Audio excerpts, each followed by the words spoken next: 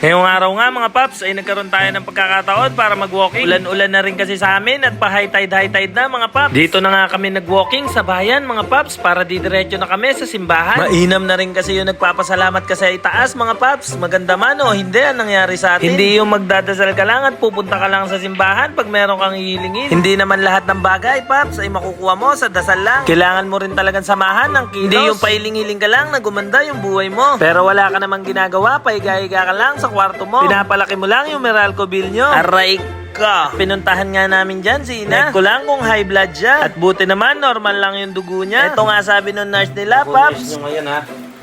O ikaw, mag-walking ka pa ng mag-walking. Ikaw naman, tigilan mo yung pasikal. At syempre, biro lang yun, Paps. Ang taas na naman nga ng high tide sa amin, mga Paps.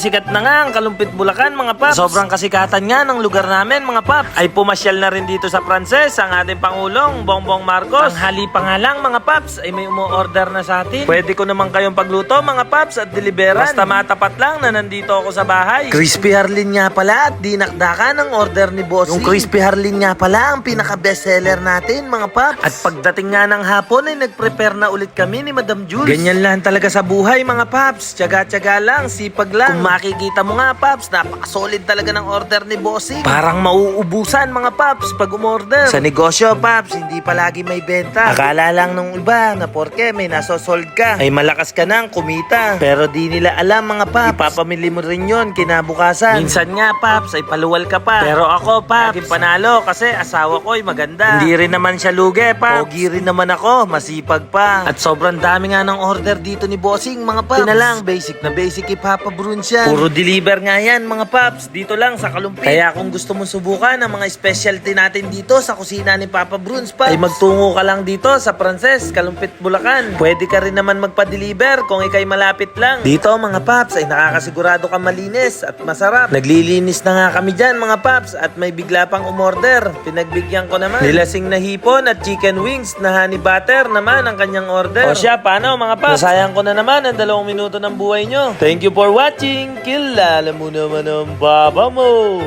Papa Bruce.